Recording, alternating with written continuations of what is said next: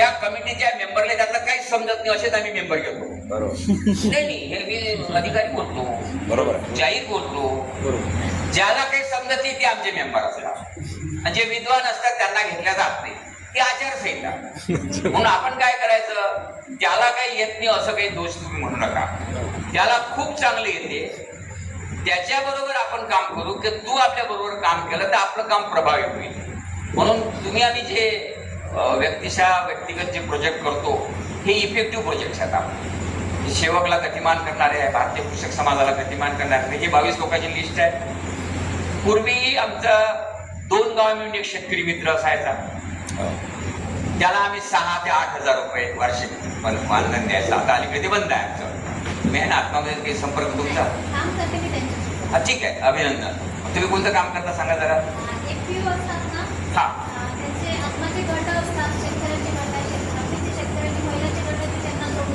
Good good good good. म्हणजे ताईंचा एकदम अनुभव आहे तुमचा. अजयराव तुम्ही सांगा थोडा अनुभव, म्हणजे लोकांना गती येईल थोडी.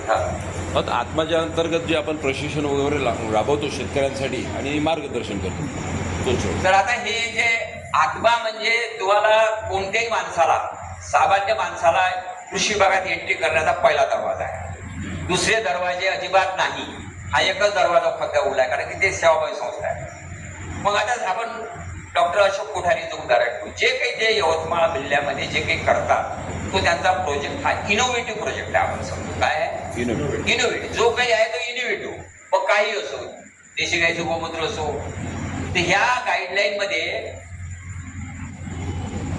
अनेक बहुउद्देशीय संस्थांना सर्व स्तरावर चालना देणे, म्हणजे तुमच्या ऍक्टिव्हिटीजला चालना देण्याची जबाबदारी आत्म्याची आहे. पण ते तुम्हाला कधीच चालना देणार नाही, कारण की त्यांना चालना नाही तर तुम्हाला काय देणार आहे. कारण की त्यांचे काम त्यांनाच संपत नाही तर तुम्हाला काय देणार आहे. कोणी वेळ देते. आता मी आत्म्यामध्ये अधिकारी होतो आणि सेवानिवृत्त झाल्यानंतर मी 15 वर्ष त्या विभागात असल्यामुळे मला ते दाद देत होते. सहजासहजी ते दाद देत नाही आणि माझं त्यांना काम आवडतही नव्हतं. बरं का, लोक विद्यापीठाचं डॉक्टर कोठारी, पण ते मला ऍक्सेप्ट करत होतं की त्यांना स्वामीनाथन माहित होतं. अदरवाईज इतरांना हे काम करणं अवघड आहे. पण या अवघडातून आपण समन्वयानं मार्ग काढू. मग अनेक बहुउद्देशीय संस्थांमध्ये भारतीय कृषक समाज आहे, सेवक आहे, यांच्या ज्या काही ऍक्टिव्हिटीज आहेत त्यांना चालना देण्याचं काम त्यांचं आहे. पण तुम्ही असं म्हणू नका, तुम्ही उलट म्हणा की तुमच्या आत्म्याच्या मदतीला आम्ही कृषक समाजाच्या माध्यमातून असं तुम्हाला मदत करू शकतो, आम्ही सेवकच्या माध्यमातून असं मदत करू शकतो. तर तो जो बीटीएम एटीएम प्राणी आहे तो जरा खुश होईल. काय त्याला खुश करण्याचाच कार्यक्रम आहे देशातला. मुख्यमंत्री काय करतो, याला कॅबिनेट देतो म्हणजे खुश करतो.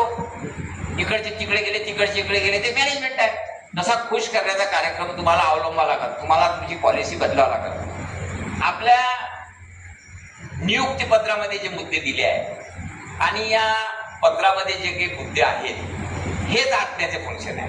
कारण याच्या बाहेर आपण जाणार आहे काय. आपली गाईडलाईन ठरली आहे, आत्म्याची गाईडलाईन ही ठरली आहे, दोघांची गाईडलाईन ठरली आहे. फक्त याच्या सॉकेटमध्ये याचं बटन घालण्याचं काम आपण करायचं, ते सॉफ्ट भाषेने आपण करायचं. मग त्या तालुक्याला आपल्या याच्या तालुका स्तरावर बॉडी असतात. तालुका स्तरावर जी बॉडी आहे त्याला तालुका शेतकरी सल्लागार समिती म्हणतात. ती 22 लोकांची समिती असते. त्याच्यामध्ये विविध प्रकारचे लोक असतात. ते 2 वर्षासाठी असतात. ते जायपर्यंत त्यांना आत्मा समजत नाही, गेल्यावर ते काय म्हणते आत्मा, अशी ते पद्धत आहे. आम्ही राबवलेलीच आहे ना प्रॅक्टिकली. त्याच्यामुळे तुम्ही काही त्याच्यात सांगण्याचा काही अर्थ नाही आहे. तुम्ही समजत येत तुम्ही समजतच नाही ना. तुम्ही आम्ही एवढा अभ्यासच करत नाही तर समजन काय तुम्हाला. आम्हाला समजत नाही, आपण वाचत नाही. तर ठीक आहे, मग आपण त्या 22 मध्ये आपला प्रोजेक्ट घालायचा.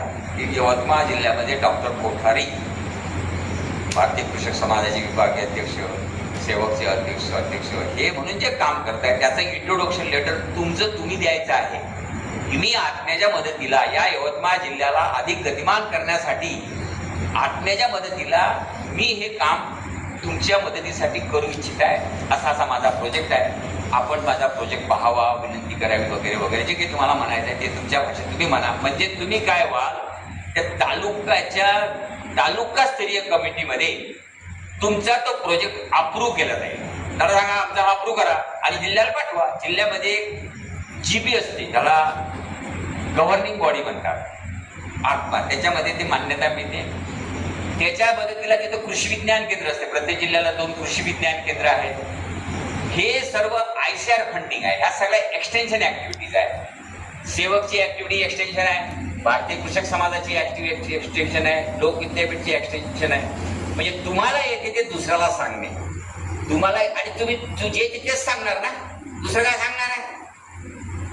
द्वारकाबू पात्रिकांनी तोच अनुभव सांगत राहा, पैशाला फार महत्व आहे.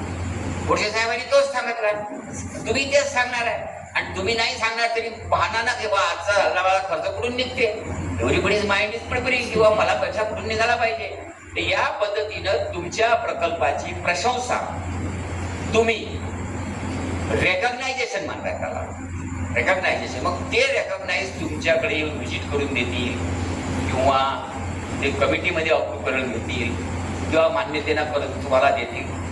त्यांचं प्रमाणपत्र असतं म्हणजे काय, आपल्याला फार मोठं चंदनाचा स्वाद लागला असं काही नाही. आपण ऑलरेडी प्रमाणित आहोत, आपण ऑलरेडी प्रमाणित आहोत. पण आपण करीत असलेलं काम जिल्हाधिकाऱ्याबरोबर जर जुळत असलं तर त्याला गतिमानता येते आणि आपल्याला थोडं बरं वाटते. उद्या एखाद्या कमिटीमध्ये गेलं, मीटिंग मध्ये गेलं. दुसरी गोष्ट, आम्ही आत्ताचे लोक फार अभ्यासू असतो, आमच्या कोण उपयोगाचा आहे. आता अजय मोळाला एक बातमी छापली पेपरमध्ये, बऱ्या कामाचा. मग अशा लोकांना नाही, प्रत्येक शेवटी हा मानव स्वभाव आहे. तुम्ही एकमेकाच्या उपयोगी कसे ठरता हे पाहिलं आहे. आणि त्याने जर ठरवलं की हे काम चांगलं आहे, ते तुम्हाला कॉप नंबर पण घेऊ शकतात. तर अशा पद्धतीच्या ह्या गाईडलाईन्स आहेत. तुम्ही ज्यांच्या ज्यांच्या नियुक्ती झाल्या ते आता अध्यक्ष झाले, कोणी काय झाले, पण तुमचा सचिव कोण आहे? वैजोर सचिव कोण आहे? सेक्रेटरी. हा, मग आता काय करायचं, यांना काही विचारायची गरज नाही, सचिव तुम्हालाच निवडायचा आहे. सचिव कोण निवडला जाते, जो आपला ऐकते तो.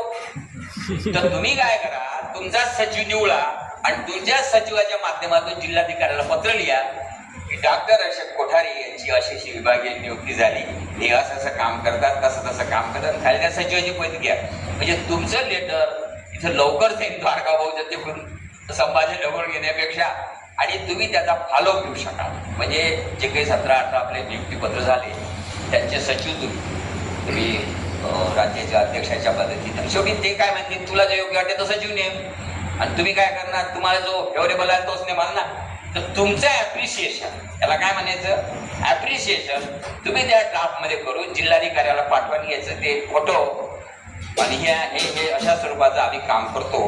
हे पत्र तुम्ही एक कलेक्टरला लिहायचं, जिल्हाधिकारी तथा अध्यक्ष आत्मा, मुख्य कार्यकारी अधिकारी तथा उपाध्यक्ष आत्मा, एक प्रकल्प संचालक आत्मा, आणि एक तुमच्या तालुक्याला. अशा प्रकारे तुम्ही लिहिलं की आम्ही या विजन का याची झोराक जोडा आणि आपल्या नियुक्तीपत्राची जोडा, म्हणजे तुमची एंट्री त्यामध्ये झाली. मग यानंतर तुम्हाला प्रसंगी काही अडचणी जेव्हा येत जातील तेव्हा तुम्हाला संपर्क करा, तिथल्या PD आत्म्याचा फोन द्या, म्हणजे मी तुम्हाला फॉलो करत. ह्या आम्ही गाईडलाईन्स आणल्या आहेत, बऱ्याच आणल्या आहेत. किसान टू किसान बघा, आम्ही डॉक्टर नलंगेन, आम्ही हे मत्स्य पशु विद्यापीठाचे डॉक्टर कर्नल पात्रुके किसान से किसान तक, म्हणजे तुम्ही किसान आहात, तुम्हाला जे येते ते किसान तक पोहोचवण्याचं हे एक्सटेन्शन आहे. याच्या मी कॉपी सरांकडे देतो. आणि हे पुस्तकं ज्यांना लागले, पंजाबराव देशमुखांचं ज्याला हे FPO गट जे काही तुम्ही सांगता, हे सगळं आत्म्याचं गोळाबेरीज आहे. पण आता आत्म्यातूनही बघा भाग आहे, स्मार्ट आला, अनेक गोष्टी आल्या, तर ह्या सगळ्या आत्म्याच्याच अंडर आहे. पण त्याला आत्मा बेस धरा आणि आत्म्याच्या गाईडलाईन वाचा. आता आत्म्यामध्ये नैसर्गिक शेतीशिवाय दुसरे कोणतेही प्रकल्प नाही आहे, बरोबर आहे माझ्या माहिती. मी काल बरं जाऊन आलो, त्याच्यामुळे त्यांच्या लोकांकडे फक्त नैसर्गिक शेतीच्या शेतीशाळा घेणे आहे. शेतीशाळा जो घेणे म्हणतो आपण, याच्यामध्ये शेतीशाळा नावाचा जो ऍटम आहे तो तुम्ही तुमचे या जागी कृषी प्रशिक्षण केंद्र कार्यान्वित करू शकता. पण तुम्ही जसं आता नलंगे सरांचे बंधू तीनखडी पाथर्डीला 2000 सालापासून आमचे कृषी विज्ञान केंद्र चालतात, बरोबर आहे. ही तपश्चर्या आपली होते काय, आपण याला न्याय देऊ शकतो काय, तरच यात काढणार. तिथं उगच काढा डोक्याला व्याप म्हणून म्हणतो की आपण एकामध्ये स्थिर होऊया. मी सरांना उपस्थितीत सरांच्या हस्ते हे अध्यक्षांनी यांना देण्यासाठी विनंती करतो. आपण यांना द्यावं. आपण ज्यांना ज्यांना लागतील त्यांनी घ्यावं. आणि हे पुस्तक आहे, हे आम्ही नाही प्रिंट केलं, शिवाजी शिक्षण संस्थेने केलं आहे. याच्यामध्ये लोकविद्यापीठ मुख्य कार्यालयामध्ये हे ठेवा आणि PDF टाकल्या मी त्याच्या टाकलं ते ग्रुपमध्ये. त्याबद्दल पहा, त्याचा जरूर सगळ्याला फायदा होईल.